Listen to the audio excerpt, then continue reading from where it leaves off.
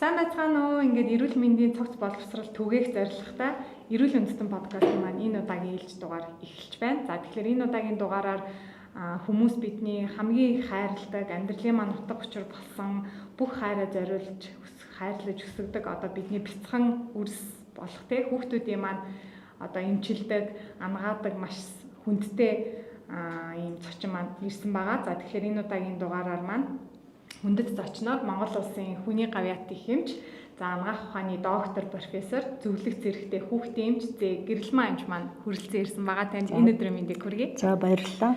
За тэгээд эрүүл үндэстэн подкастыг маань санаачлагч, бүгд найрамдах Солонгос улсын Ёнсон их сургуулийн төгсөгч, амгаах ухааны доктор, дэд профессор Отгонболд эмч маань хүрэлцэн ирсэн байгаа. Танд энэ өдрийн мэндийг хүргье. За энэ өдрийн мэнд хүргье.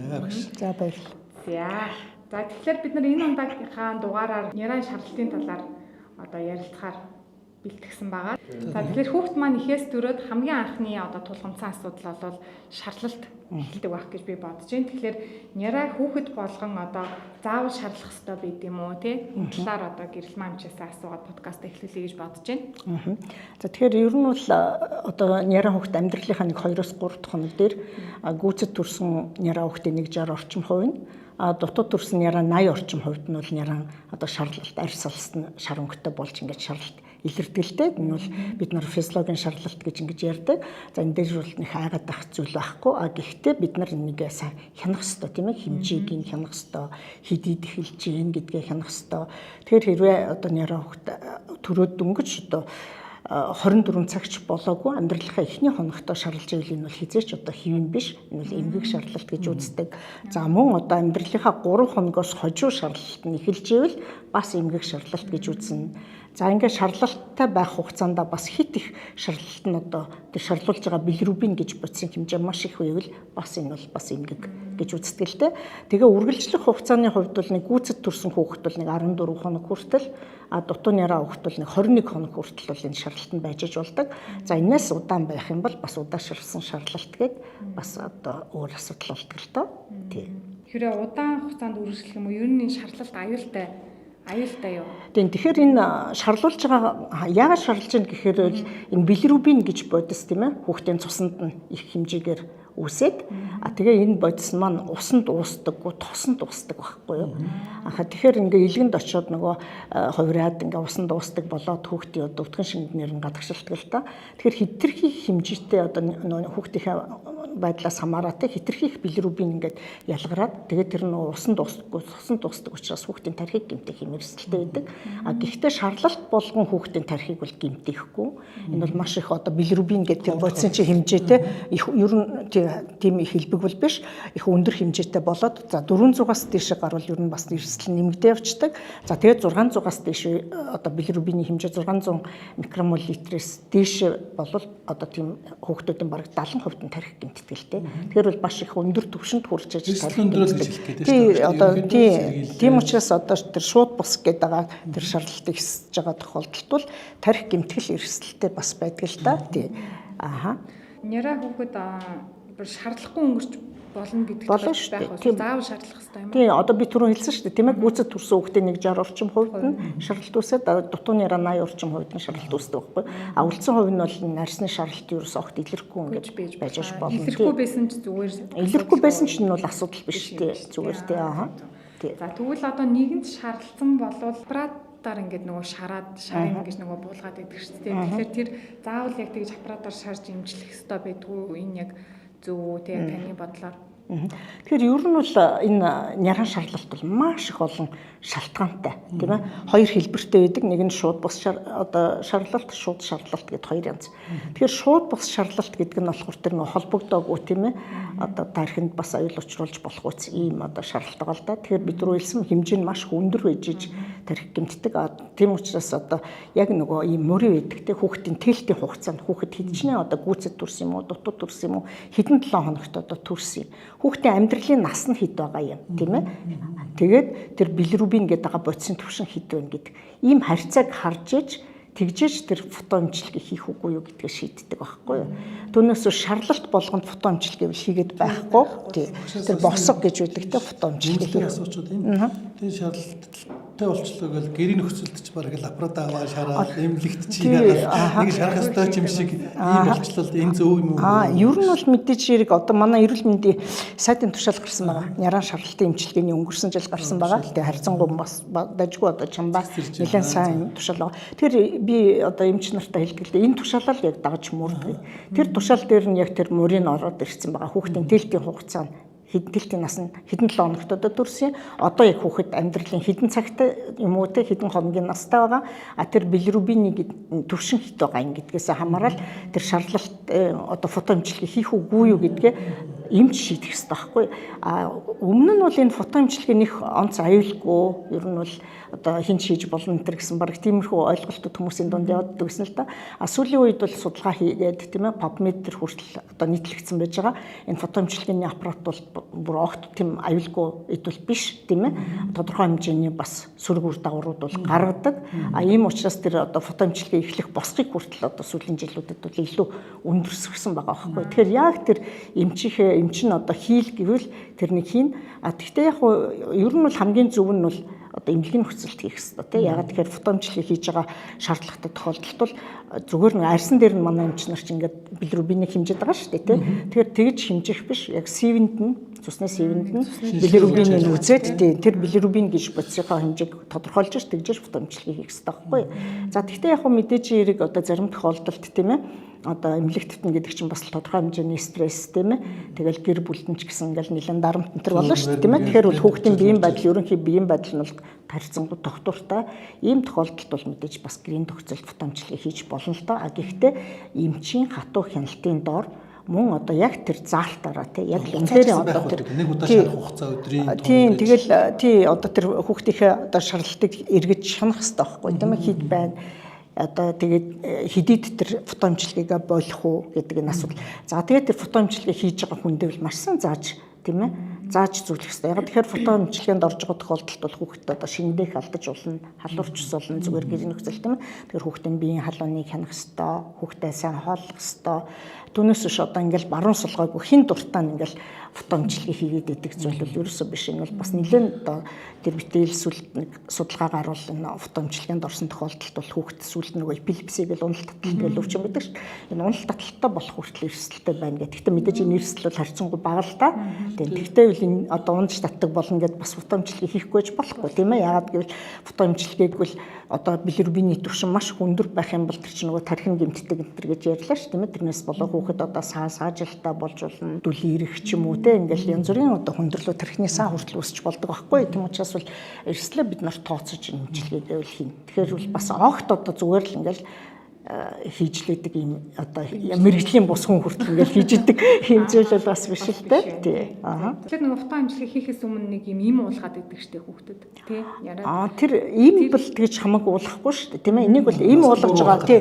Им уулгаж байгаа тохиолдолд бол ерөөсөө тэр одоо шарлалт би түрүү хэлсэн тий шарлалтын шалтгаан хоёр янз биш тий.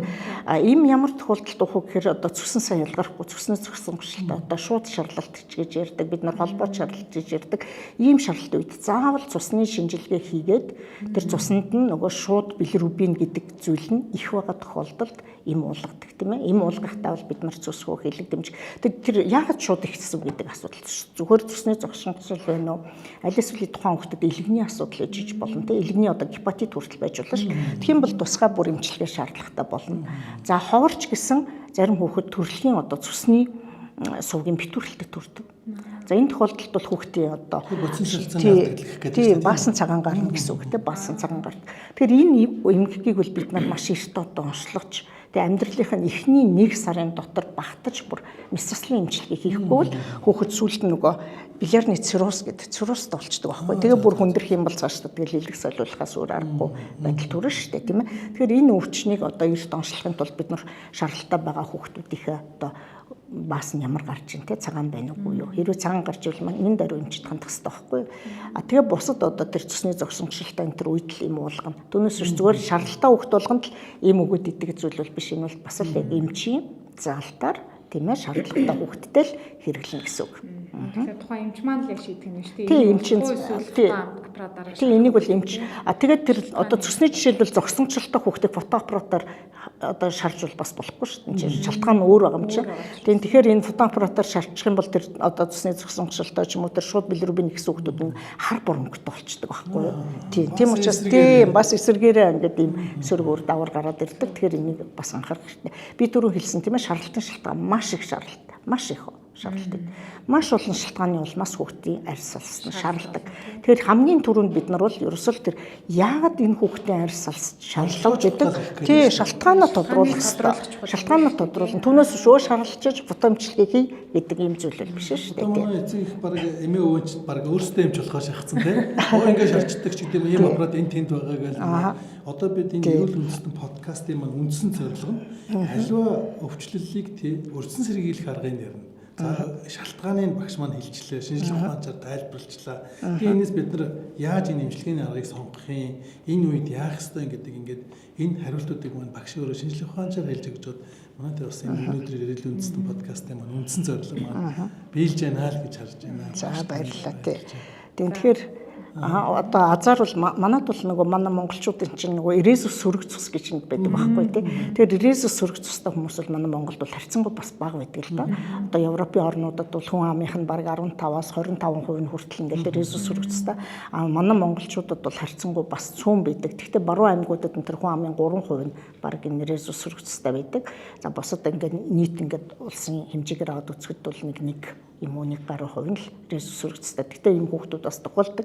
Тэгэхээр ийм тохиолдолд бол харин ёстой маш их анхааралтай хянах шаардлагатай. Ээж нь жирэмсэн үедээ одоо тэр цусны титр гэж нэг тий одоо улаасан эсрэг титр гэдэг тэрнийг тодорхойлуулж тий бас одоо нэг иммуноглобулин гэж нэг хийдэг байхгүй одоо хүүхдэд очих ачааллыг босгох зорилгоор тий тэрнийг энэ төр хийлгэх хэрэгтэй бас энэ бол нэлээд тусгай тийм хяналт шаардлагатай байдаг л да. Хүний сүүний шаардлагат гэдэг бас нэг яриад байдаг шүү дээ. Тэгээд зарим тохиолдолд нөгөө би яг өөрөө төрж байхад бас нэг миний хажуу талын орны хөвтчээ салхиныг бас яг юу ажилласан байхгүй хүний сүүний шаардлага гэдэг нөгөө хөхөр холхыг мөксоожод нэг тийм юм.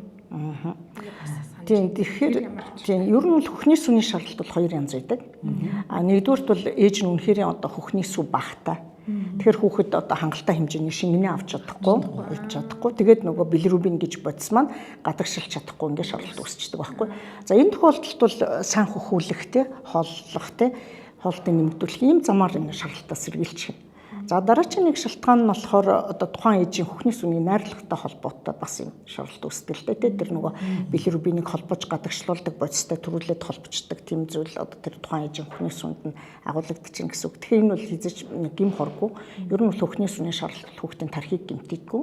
Тийм учраас бол энэ одоо хөхний сүний шаардлагатыг байна гэд ингээд одоо тэр хөвлөхө болох энэ тэр бол нэг нэлээд одоо бас нарийн заалттай идэхтэй хүүхдэд одоо амьдралын 5-аас хожуу хоногтой байх хэвээр билирубины хэмжээ маш өндөр болсон байгаа энэ төр тохиолдолд ерөөсөө 1-2 хоног одоо хүүхдийг хөхний сүгээр нь холлохгүйгээр тийм ээ зарим яг тэр сүгийн ингээд халааж өрөх бас тийм өөр нэг аргууд бас байдаг л да. Гэхдээ зарим тохиолдолд бол хөвчлэн хүүхдийн ялгсан сүүн тижээлээр 1-2 хоног холлох ч юм уу энэ ингээд холлоход бол тэр шаардлагат нь буурчдаг. Тэгэхээр энэ бол яг нарийн эрүүл эмчилгээний ач холбогдолгүй зүгээр л онцлогооны ач холбогдолтой байхгүй энэ одоо үнэхээр хөхний сүний шаардлагат мөн байна биш вэ гэдгийг л хэлэх юм зорилготой.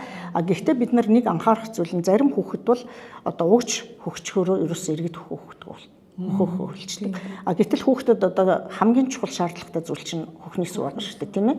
Тэгэхээр бид нар одоо үнэхээр одоо зайлшгүй шаардлагатай энэ мөн үү биш үү гэдгийг эргэлзээгээ тайлахын тулд 1-2 хоног л ингэнэ. Тэгээ энэ үед бол тэр хэрвээ хүүхдийн сүн тижээлэр холж байгаа тохиолдолд аль болох угж хэрэглэхгүйгээр хүүхдээ холлохыг зорих хэрэгтэй тийм ээ.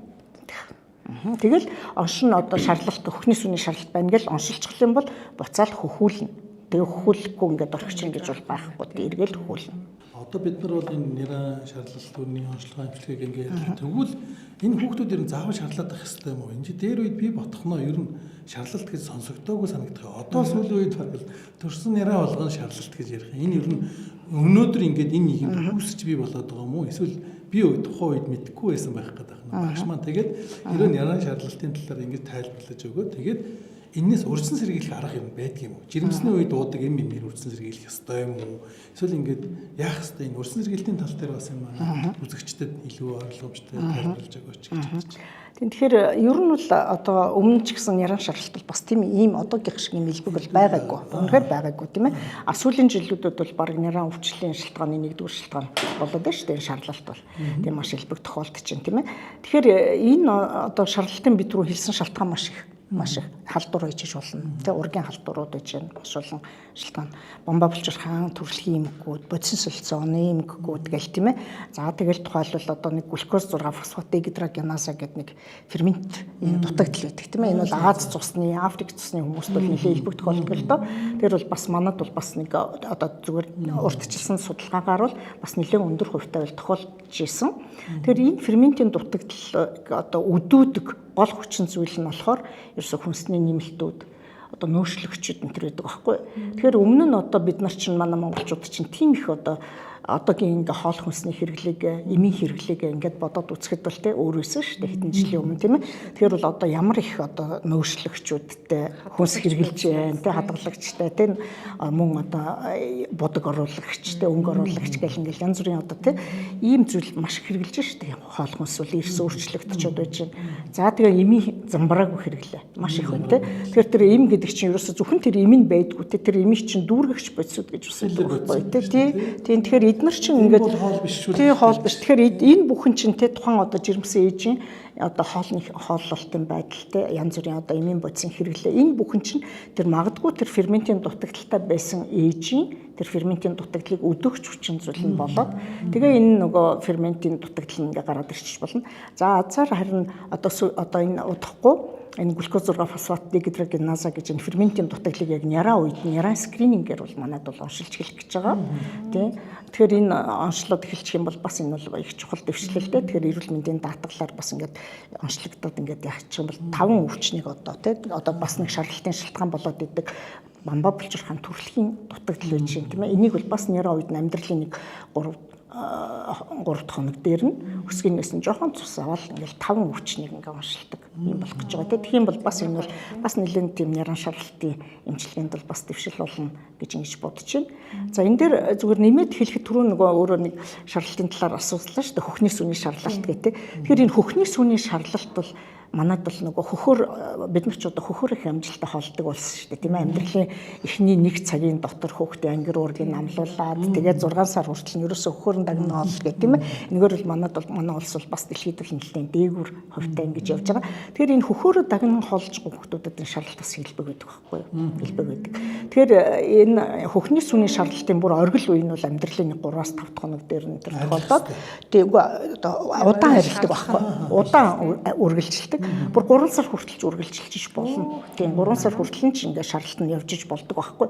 Гэхдээ түрүүн би хэлсэн тийм ээ шарлалт одоо гүйцэд няраа хүүхдийн шарлалт нь 14 хоногоос хожуу үргэлжилж ивэл дутуу няраа хүүхдийг 21 хоногоос илүү удаан үргэлжилж ивэл заавал цусны сэвэнгийн нийт билирубин болон шууд билирубин гэдэг юм шинжилгээ хийх хэрэгтэй байдаг байхгүй. Шинжилгээ хийгээд тэгээ тэр нь өөрчлөлтгүй тэгээ хөхний сүний шарлалт байх магадaltaй гэдэг санаа зовхгүй ингээл байж идэх тийм ээ. Тийм багш цагийн дүүргийн шинжилгээг бол ер нь Монгол улс орон даяар орон нутгийг Улаанбаатар хаа сайгүй хийх вэ? Ер нь дүүргийн ер нь лаборатори ямар ч нөхцөлд хийн шүү дээ. Хийж байгаа манад бол хийж байгаа. Тийм санаа зовхон байхгүй юм тийм. Тэгээ бас нэг ноцтой зүйл нь болохоор нөгөө их хүүхдийн цус үл тохирсноос болоод яраа хүүхдийн цус задраад идэг өвчин байдаг байхгүй юу? Тэр бас манад бол яг тэр би түрүү хэлсэн тийм ээ. Резус хүчин зүйлээр бол харьцангуй ховор. Ягаад гэвэл манад резус сөрөг цустай хүмүүс харьцангуй ховор гэдэг. Гэхдээ АБ нь бол үл тохироо гэдэг. Ээж нь одоо 1-р бүлгийн цустай, хүүхэд нь 2 юм уу 3-р бүлгийн цустай бол бас одоо ийм үл тохироо үүснээс болоод ингээд цусан задраа шарлалт үүсэт идэг байхгүй. Тэгээ энийг илрүүлдэг бас нэг күмпсэн сорил гэдэг зүйл байдаг. Тийм ээ энэ шинжилгээг хийгээл нөгөө ямар нэгэн үл тохироо байна уугүй гэдэг. Ер нь бол хүний цуснд бол маш олон одоо антиген байдаг ш. Тэгэхээр 2 хүний цус бол явц авны нийлэх асуудал бол бас харьцангуй бага байдаг учраас бусад өөр хүчин зүйлэр ч гэсэн цусны тохироогүй гэсэн цусны задрал бас явагдчихэдэг байхгүй. Энэ бол бас нэг шарлалтын шалтгаан болоо явцдаг. Тэгээ энийг бол мэдээж эмнэлгийн нөхцөлд одоо ашиг тодруулж ашиг одоо баталж гаргаж ирдэг байхгүй. Шаардлагатай холбоотой биш ч гэсэн нэг асуулт асуумаар санагдана хүүхдийн хэмжирсэн дээр. Нөгөө ээж аваад яг нөгөө хүүхдийн нөгөө товлолт вакцинууд гэж байдаг шүү дээ. Нэг сар сараар нэг хийдэг. Тэр товлолт вакциныг юу нэг заавал хийх ёстой байдаггүй, хийхгүй байсан ч болд юм уу? Эсвэл ингээд ээжүүд ингээд харилцаа адилхан ойлголттой байдаг шүү дээ. Тэгэхээр та энэ талаар бас жоохон тодорхой. За манай улсад бол энэ товлолт вакцин бол их сайн явагддаг. Ер нь бол өрхийн эмнэлгүүд бол энэ вакцин бол маш сайн. Тэгэхээр хүүхэд одоо ихэс мэдлээд амьдралынх нь эхний одоо 24 цагийн дотор багтаагаад тиймээс сүрье, Б гепатит, халдварт саагийн вакцина гэдэг. За энийг дараа бол нэг 6 төрлийн вакцинаар нэг 10-аад өвчнийг бол бүр тулалт вакцинаар ингэж яадаг байхгүй. Тэгэхээр энэ өвчнүүд бол маш их ноцтой өвчнүүд байдаг тийм ээ. Одоо халдварт саа гэж вакцин хийхгүй бол хүүхэд тэр саа тусах юм бол одоо саажилттай юм одоо насан туршдаа хөгжлийн бэрхшээлт болно гэсэн үг шүү дээ. Тэгэл хөхүүл ханиад байж гэн, татран гэл маш аюултай өвчин байж гэн, улаанууд гэл байж гэн тийм ээ. Улаанууд гэд маш одоо жирэмсэн эмэгтэй жишээлбэл улаануудын халдвараар өвчлөл хүүхэд маш олон төрлийн гажигтай төрдөг. Улаан бурхан гэл нөгөө өвчнтэй дэгдэлт болоод хүүхэд ингээл холойн богдоол хуушгины хатгаагаар энэ төр хүндрээл ингээл эндэгдэл төрдөг шүү дээ. Энэ маш аюултай өвчин байж гэн, гахан авдар гэл тийм ээ. Тэгэл Б гепатит мэдээж та нар ямар үр дагавартай гэдгийг бүгдээрээ мэдж байгаа тий. Тэгэхээр бол ер нь бол ийм олон одоо хүнд өвчнүүдээс сахуу гэж юм тийм ээ. Сахуу гэл тийм сахуу гэл ингээл амь насанд нь аюул зонол хийлсэн тийм ээ. Хүүхдийг одоо магадгүй насан туршинч эмгэг өвчтөд болгох энэ өвчнүүдээс энэ товлолт вакцин чинь сэргийлдэг байхгүй юу. Ийм учраас энэ вакцины талаар янз бүрийн одоо сөрөг үр дагаварт бол бас манай эцэг эхчүүд бол автахгүй байх шаардлагатай гэж би боддог. Тэгээ энэ бол одоо өөрийгөө хүүхдээ өөрийг хамгаална.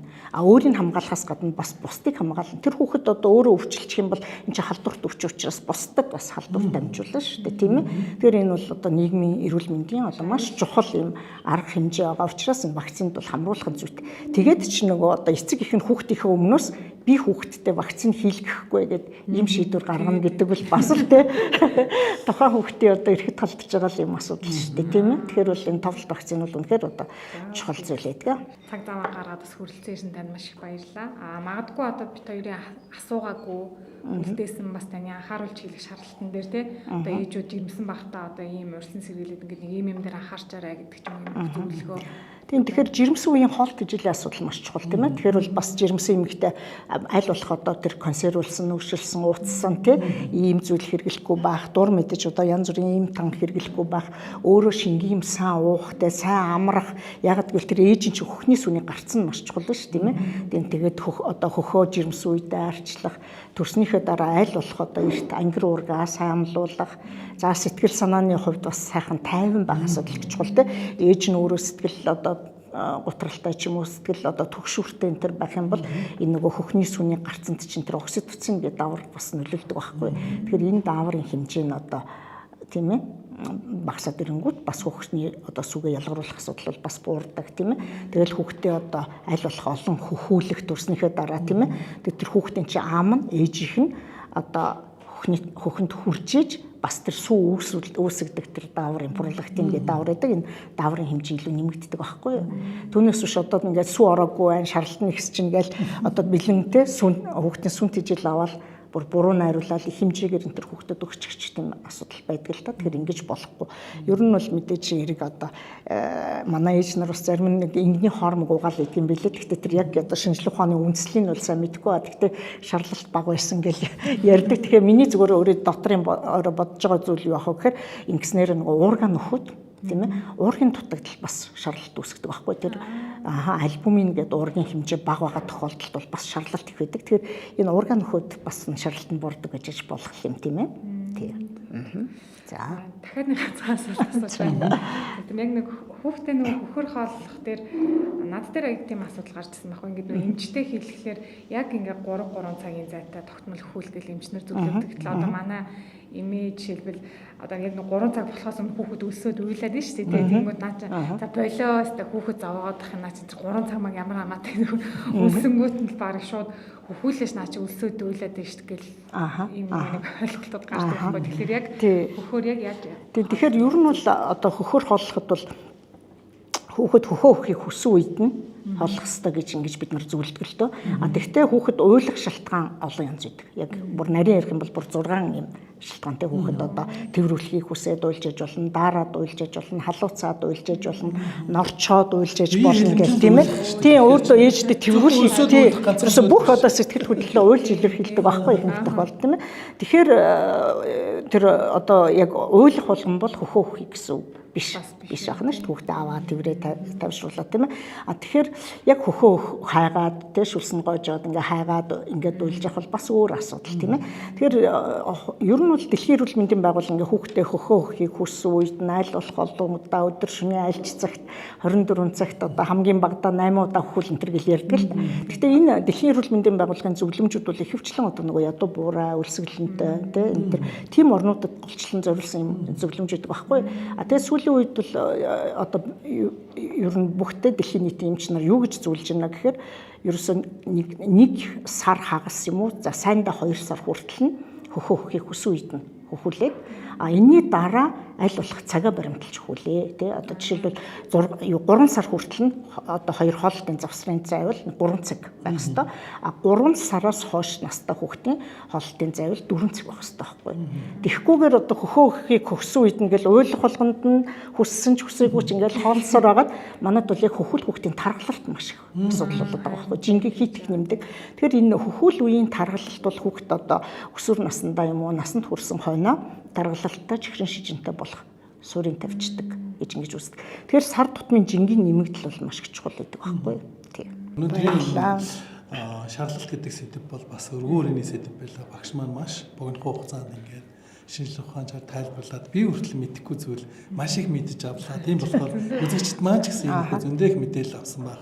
Танд маш их баярлалаа. Танд эрдмийн ажилд нь амжилт хүсье, гэр бүлд нь сайн сайхныг хүсье. Баярлалаа. За баярлалаа. Та бүхэн бас ингээд иргэдэд чиглэсэн тийм ээ. Иргэдийн эрүүл мэндийн боловсролыг дээшлүүлэх, иргэдэд одоо зөв мэдээлэл түгээх ийм арга хэмжээ зохион байгуулж байгаад бол бас их талархал илэрхийлж байна. Ингээд та бүхний ажилд бас өндөр амжилт хүсье. За баярлалаа.